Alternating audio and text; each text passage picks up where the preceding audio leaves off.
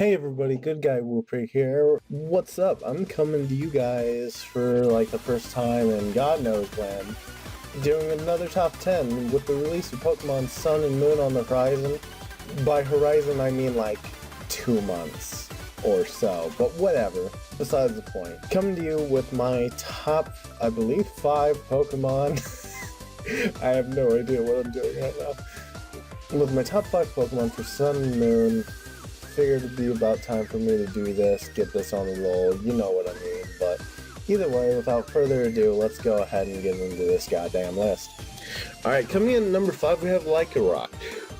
This one is the evolution of the Rockruff that they showed off earlier, and I have this one rather than the Midnight form, because oh my god, I actually really hate the Midnight form. It's really gross to look at. There's nothing to enjoy about it. It looks nothing like its pre-evolution. However, this one, this is great. It has been so long since we've had a cool looking dog Pokemon. Because I think, what was it, the 5th generation we got Lillipup, and that was just whatever. And then afterward, we got nothing. So there you go. This is probably the best dog Pokemon since Poochyena, and I'm imagining that we're going to get a relatively quick rock type, and I am all for a fast rock type. And I hope that's what we end up getting with this. And I hope that Sandrush, I don't know if they've actually said it or not. I'm going to assume this, though. I hope that Sandrush actually ends up boosting speed while in Sandstorm or something like that, because that would be sweet. I mean, we haven't had a fast rock type ever. I mean, unless you use rock polish, but this one looks like it's just fast on its own. I'm kind of hoping that's how we keep it. So anyways, with that, we'll go ahead and move on to number 4. At number 4, we have Passimian.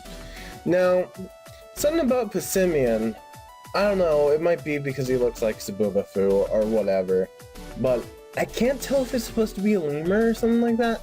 But again, another one of those situations where I chose to get Moon, and of course, because I chose to get Moon, the exclusive version Pokemon or whatever, Passimian, happens to be the one I want.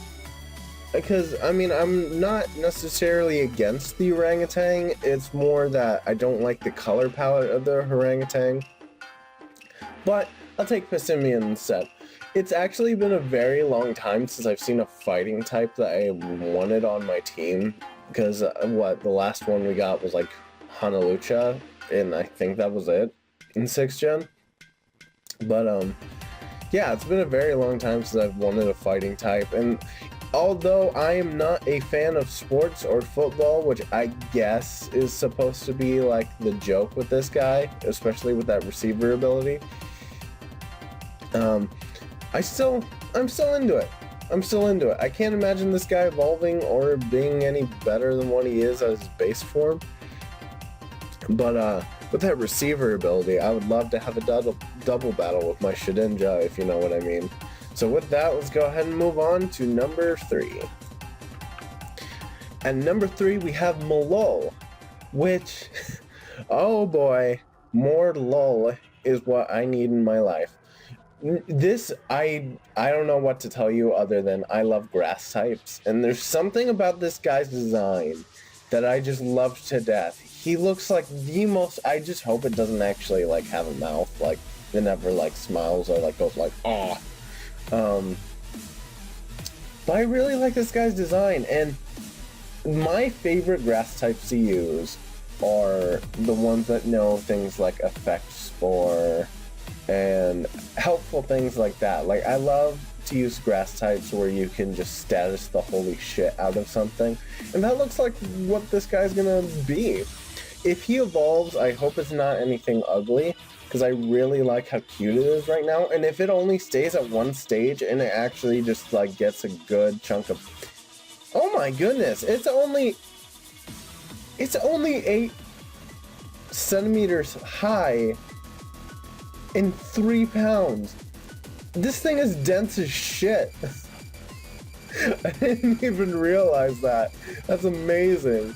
But no, I love this guy. Like, he is an absolute must for my team because I haven't really seen any, well, I guess that's not true, but for the most part, I haven't seen any effect spore Pokemon yet coming out in this generation that I'm a big fan of, or at all, really. So I'll take this guy over nothing. So up next at number 2 is Jangmo-o. This happened to be the year that I got a bearded dragon. Now, I don't know if you guys see the similarities, but I'm pretty sure this is supposed to be a bearded dragon in its own right. More because it's a scaly Pokemon. It's kind of got like the scale things going around its back. I guess it'd make a little bit more sense if we haven't really seen like a top view of it, but if it was like really wide around the belly. But it looks like that's what it's gonna look like, and I like the little tuft that he has. Like, this is easily been my favorite dragon type in like the past 3 generations. I love its design. I hope it evolves into something absolutely adorable. This one's only 2 feet tall and 65 pounds. These Pokemon are so dense. But anyways, I love it. Soundproof is pretty much useless. I will take bulletproof over that. But I hope this guy just evolves into like a bigger, like, I don't want it to get wings or anything. I just want it to be a bigger dragon. You know what I mean? And like you can go ride around on it and stuff. It just looks awesome. I'm not too big a fan of the heart scale that it's got on his head, but I'll accept it. And that's kind of why it's at number 2. But besides that, perfect design. I love this Pokemon. Coming in at number 1 is Lurantis. Lurantis I fell in love with immediately. And it's kind of weird to me that this Pokemon looks very, very much like a bug type, but it's actually a grass type. It's supposed to be one of those lily mantises, which are my favorite bugs in the world, even though I despise most of them. In general, I have this love-hate relationship with mantises. While I hate the fact that they're insects and I just, I'm so grossed out by bugs all the time, but yet, weirdly enough, some of my favorite Pokemon are bug Pokemon. But with Lurantis, I used to play with praying mantises all the time. I know what you're thinking. Wait a minute, don't those bite the shit out of you? I never had that happen. I never had a mantis attack me. I've always had them like just crawl around on my arms or whatever, and then I let them go. But they've always been really sweet to me, and I've always really liked that. So mantises are some of my favorite bugs in general, so Lurantis was a shoo-in for my favorite. Not sure what Leaf Guard does or if it's even effective, really. I probably could have done some research on that, but you know, whatever. This thing is 2 feet tall and 40 pounds. Damn, girl. Stop eating those knickknacks. I think I meant Oreos. The hell's knickknack? Anyways, besides the point, I love this Pokemon's design, even though it's like this bright pink color. I get that, because it's supposed to be like that. Not too big a fan of the circus pants, but besides that, great Pokemon. Can't wait to use this. Absolute guarantee on my team.